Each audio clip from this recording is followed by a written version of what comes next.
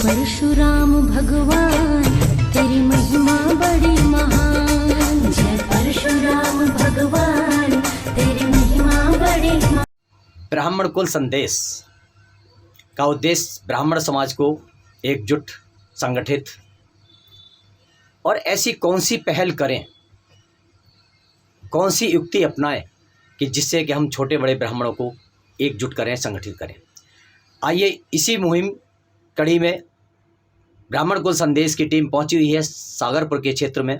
आइए जानते हैं सत्यदेव शर्मा जी से इनके विचार कि ब्राह्मण समाज को एकजुट करने के लिए और इनकी पहल ऐसी कौन सी विशेष है कि जो ये एकजुट करते हैं। इनका काफ़ी नाम सुना जाता है क्षेत्र में कि सत्यदेव शर्मा जी ब्राह्मण समाज को संगठित करने में काफ़ी प्रयासरत हैं।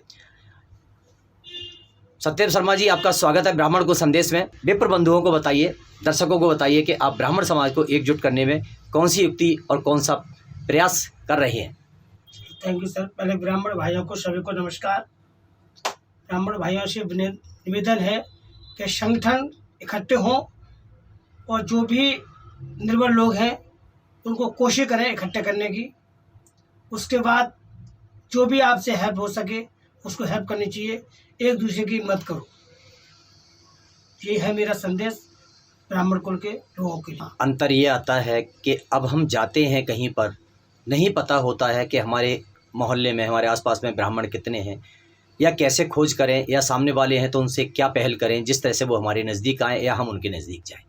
इसके बारे में कोई विचार डालिए। इसके बारे में विचार ये है कि हमारे को मालूम पड़ता है कि ये ब्राह्मण कुल से है तो उनको पहले ही हम नमस्ते कर लें, और अगर बात होती है तो उसको पूछा भी जा सकता है, इसमें कोई बुराई नहीं है, पूछना चाहिए भी, तो ही कुछ मालूम पड़ेगा। कुछ ऐसा देखा जा रहा है कि जो बड़े हैं अपने, वो तो ऐसे हैं कि कहते हैं, कहावत आ जाती है कि बड़े तो बड़े हैं, वो बड़े में रहेंगे, छोटे आज कहाँ से सीखेंगे।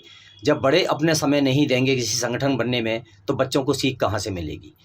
शायद कहीं कोई प्रोग्राम होता है ब्राह्मण समाज का, फंक्शन का या सामाजिक स्तर पर काम होता है तो वहाँ साथ भी अपने बच्चों को किसी को लेके जाना चाहिए उत्तराधिकार के लिए, या क्या विचार है इस पर। और समाज में जाना चाहिए, पहले बड़े जाएंगे और बड़ों के साथ बच्चों को ले जाना जरूरी है, क्योंकि जब बड़े साथ जाएंगे तो बच्चे भी साथ जाएंगे। जब बच्चे वहाँ पहुँचेंगे, कुछ देखेंगे तो कुछ सीखेंगे, जाने से कुछ पता लगता है। देखते हैं जहाँ संस्थाओं की सभाएं होती हैं वहाँ ऊंची ऊंची बातें होती हैं, राष्ट्र लेवल की बातें होती हैं, संगठन की बातें होती हैं, मगर परिवार में कुछ अच्छी सीख की बातें थोड़ी कम नज़र आती हैं। क्या ब्राह्मण समाज की संस्थाएं हैं उनके लिए समाज को एकत्रित, सहनशीलता लाने या आपस की उन समस्याओं को आपस में सुलझाने के लिए क्या दिशा निर्देश देने चाहिए या उनके लिए प्रयास करने चाहिए, विचार देने चाहिए? ये बहुत ज़रूरी है, प्रयास करना बहुत ज़रूरी है और विचार भी देना बहुत ज़रूरी है।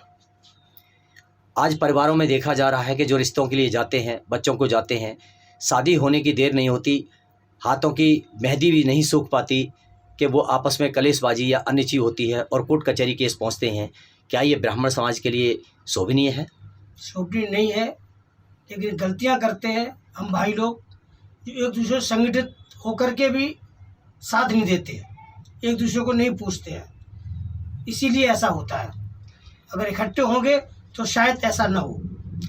शादियों में देखते हैं कि बहुत हम लंबे चौड़े लोगों को लेके जाते हैं, ये 500, 400, 600 आदमी लेके जाते हैं, और जब कोई समस्याएं आपस में होती हैं, चाहे वो बेटी वाली की तरफ से हो, चाहे वो बेटे वाली की तरफ से हो, तो ये बारातियों का या खाने वालों का कोई रोल होता है कहीं पर, होना चाहिए?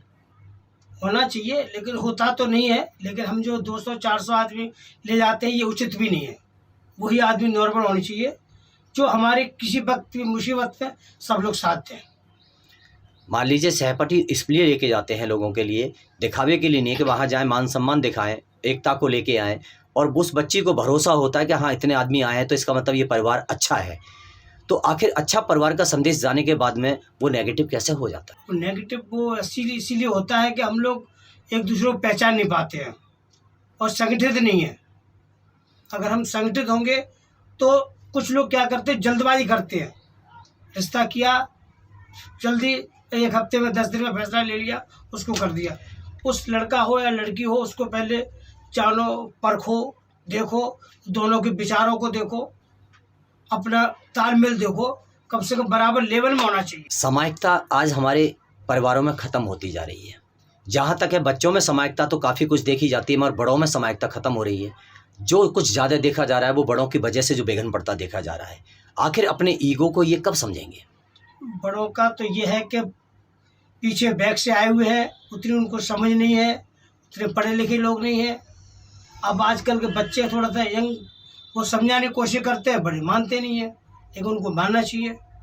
मगर जब लोग पहले घर में नहीं मानते हैं और जब वही चीज़ बाहर पहुंचती है, कोर्ट में पहुंचती है या अन्य समाज में पहुंचती है, क्या तब उन लोगों को अपना इज्जत नज़र नहीं आती? क्या उन्हें ईगो नज़र नहीं आता? तब क्या इज्जत होती है? अगर वो पहले अपने बर्दाश्त कर लें, अगर सहन शक्ति पा लें, तो क्या उनको सुख नहीं मिल सकता? यही तो फ़र्क है, यही तो नहीं समझते हैं। अगर इस बात को लोग समझने लगे तो ये समस्या ही नहीं हो। तो हमारी संस्थाएं हैं जहाँ भी प्रोग्राम करती हैं, अपने वार्षिक फंक्शन करती हैं, अन्य कोई मंगाते बोलती हैं, तो क्या वहाँ पर इन चीज़ों पर उनके लिए संकेत देने चाहिए?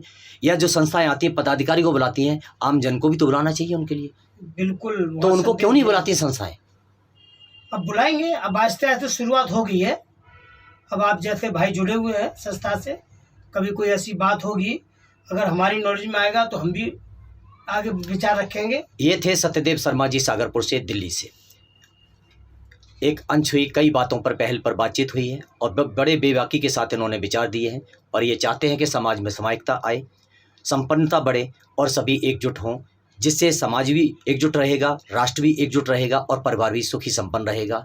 जो मन में मुटाव होता है, जो आज समस्याएं हमारी घर से बाहर पहुंचती हैं, जो कलेशबाजी होती है परिवार में, इसमें सुख शांति मिलेगी।